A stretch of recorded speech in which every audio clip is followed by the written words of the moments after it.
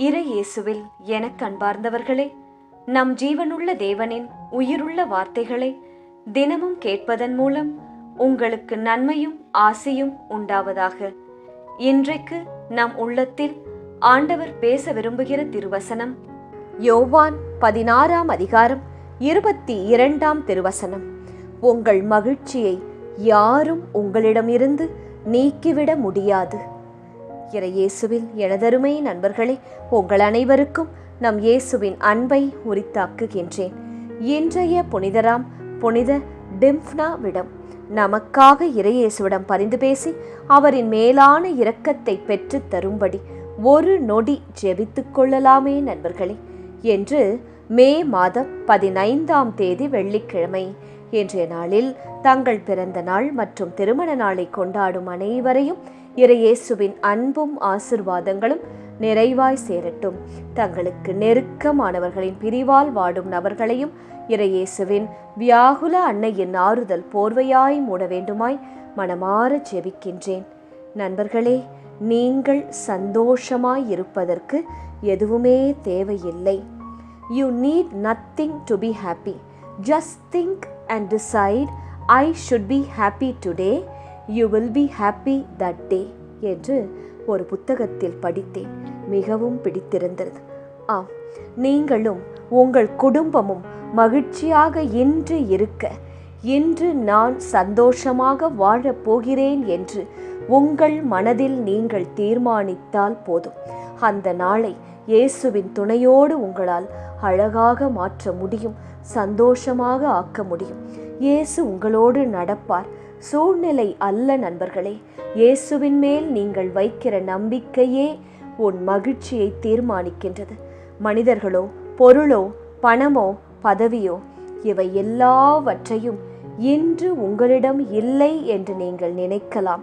அப்படி இருந்தாலும் ஒரே நொடியில் இயேசுவால் அவை அனைத்தையும் உங்களுக்கு உருவாக்கி தர முடியும்.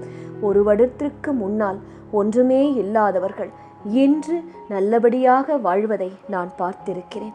இயேசுவுக்குள், ஜபத்திற்குள், ஜபமாலைக்குள் நீங்கள் மகிழ்ச்சியாய் ஒவ்வொரு நாளும் நிலைத்து நிற்கும்போது, தவறாமல் செவிக்கும் போது அவர் நிச்சயமாக உங்களோடு இருந்து அந்த மகிழ்ச்சியை காப்பாற்றுவார்.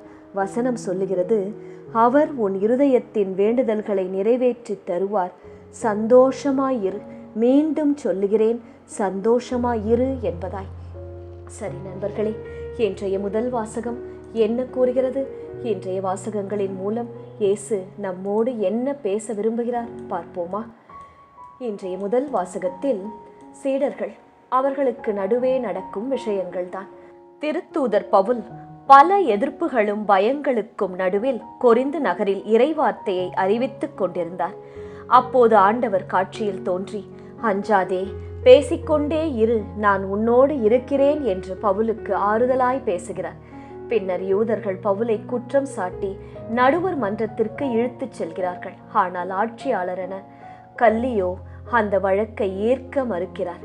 இவ்வாறு கடவுள் பவுலை பாதுகாத்து அவர் தொடர்ந்து நற்செய்தி அறிவிக்க வழி செய்கிறார். நம் வாழ்க்கையிலும் சில நேரங்களில் நாம் சரியானதை செய்தாலும் எதிர்ப்பு வரும். மக்கள், உறவுகள், நட்புகள், உடன் பணி புரிபவர்கள் நம்மை குறை சொல்லலாம், புரிந்து கொள்ளாமல் தாக்கலாம். அந்த நேரத்தில் மனதில் பயம் வரும். இனி என்ன ஆகும்? நான் தனியாக நிற்கின்றேனே என்பதாய் தோன்றும். ஆனால் இயேசு பவுலிடம் சொன்ன அதே வார்த்தையை நமக்கும் என்று சொல்லுகிறார். அஞ்சாதே, நான் உன்னோடு இருக்கிறேன் என்று. ஒரு குழந்தை இருட்டில் நடக்கும்போது பயப்படுமாம். ஆனால் அப்பாவின் கையை பிடித்திருக்கும் போது தைரியமாக நடக்கும். காரணம் என்ன? அந்த குழந்தை தனியாக இல்லை. அதுபோல இயேசுவின் இருப்பு உங்களோடு இருந்தால், பிரச்சனை இருந்தாலும் மனம் உடையாது. இயேசு நம்மோடு இருந்தால் எதிர்ப்பு பயமாக மாறாது. மனிதர்கள் எதிர்க்கலாம் நண்பர்களே, அது சகஜம்தான். ஆனால் இயேசு உங்களோடு இருந்தால் ஒரு நாளும் நீங்கள் கைவிடப்பட மாட்டீர்கள். இயேசு நான் உன்னோடு இருக்கிறேன் என்று ஒரு வார்த்தை சொன்னால் போதும். அந்த நொடியே பயமெல்லாம் பறந்து போகும். ஆனால் இந்த ஒரு வார்த்தையை நம் காதுகளில் நாம் இயேசுவிடமிருந்து கேட்க அன்றாடம் ஜெபிக்க வேண்டும்.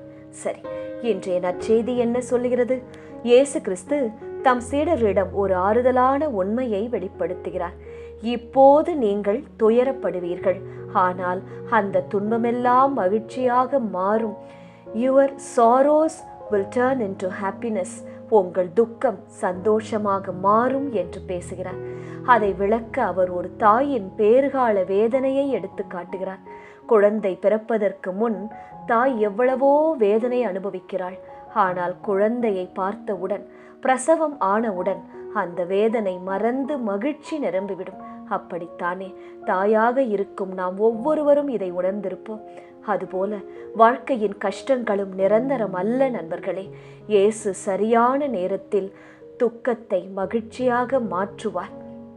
ஒரு மாணவனோ அல்லது காம்படிட்டிவ் எக்ஸாம்ஸுக்காக தங்களையே தயார்படுத்தி கொண்டிருக்கும் யாராக இருந்தாலும் சரி, பல இரவுகள் தூங்காமல் கஷ்டப்பட்டு படிப்பார்கள். அந்த நேரத்தில் அவர்கள் சோர்வாகவும் மன அழுத்தமாகவும் உணர்வார்கள். என்ன இது, படித்துக்கொண்டே இருக்கிறோம், வருடம் கவர்மெண்ட் எக்ஸாம்ஸை எழுது கொண்டே இருக்கிறோம், எந்த மாற்றமும் இல்லையே, எவ்வளவுதான் உழைப்பது, எவ்வளவுதான் இரவு பகல் பார்க்காமல் படிப்பது என்பதாய். ஆனால் முடிவில் ஒரு நாள் வெற்றி கிடைக்கும் போது அந்த எல்லா கஷ்டங்களும் அவர்களுடைய அப்பாயின்மெண்ட் ஆர்டரை பார்த்தவுடன் மறந்து போகும். கஷ்டங்களுக்கு எல்லாம் அர்த்தம் இருக்கின்றது என்று அவர்களுக்கு தோன்றும். அதுபோல நம் வாழ்க்கையிலும் சில வேதனைகள், அதன் அர்த்தங்கள் உடனே புரியாது. கண்ணீர், ஏமாற்றம், தனிமை, காத்திருப்பு, இவையெல்லாம் நம்மை உடைக்க அல்ல நண்பர்களே, நம்மை புதிய ஆசீர்வாதத்திற்காக தயார்படுத்த.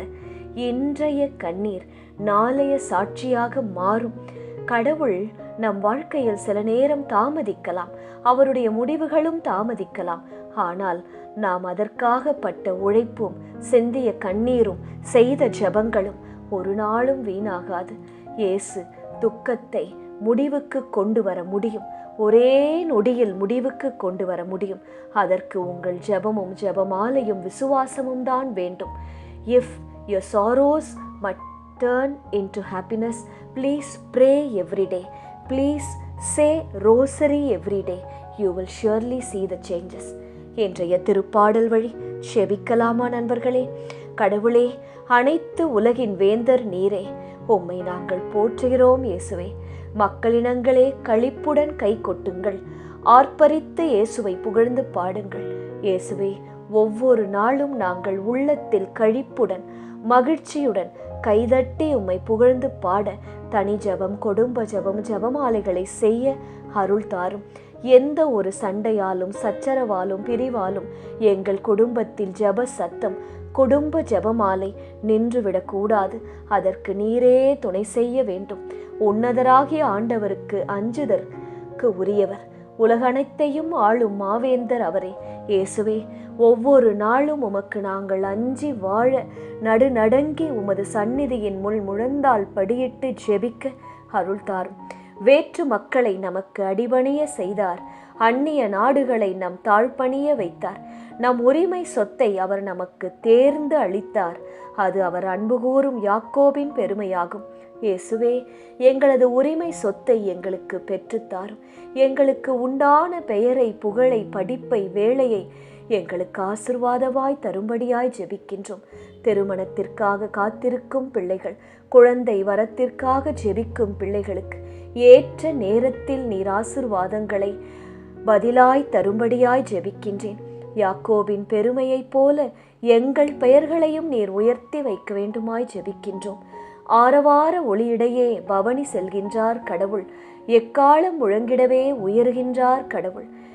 ஏறுகின்றார் ஆண்டவர், பாடுங்கள், கடவுளுக்கு புகழ் பாடுங்கள், நம் அரசருக்கு புகழ் பாடுங்கள். இயேசுவே, நீர் உன்னதர், ஆரவாரங்களுக்கு மத்தியில், புகழ்ச்சிக்கு மத்தியில் வாசம் செய்பவர். நாங்களும் ஒவ்வொரு நாளும் உம்மை புகழ்ந்து உமது கரங்களில் இருந்து நல்ல உடல் நலனையும், அமைதியுள்ள சமாதானமுள்ள வாழ்க்கையையும், பொருளாதார உயர்வையும் பரிசாய் பெற்றுக்கொள்ள அருள்தாரும் இயேசுவே, ஆசிர்வதியும் இயேசுவே. ஆமேன். இயேசு கிறிஸ்துவின் பெரிதான நாமத்தின் நிமித்தம் ஜெபிக்கிறோம். ஆமேன். ஒவ்வொரு நாளும் உங்கள் உள்ளத்தில் ஆண்டவர் பேச விரும்புகிற இறை வார்த்தையை தெரிந்து கொள்ள ரோசரி பிரேயர்ஸ் சேனலை சப்ஸ்கிரைப் செய்யுங்கள். மேலும் உங்கள் நண்பர்கள் மற்றும் உறவினர்களுடன் ஷேர் செய்யுங்கள். நன்றி.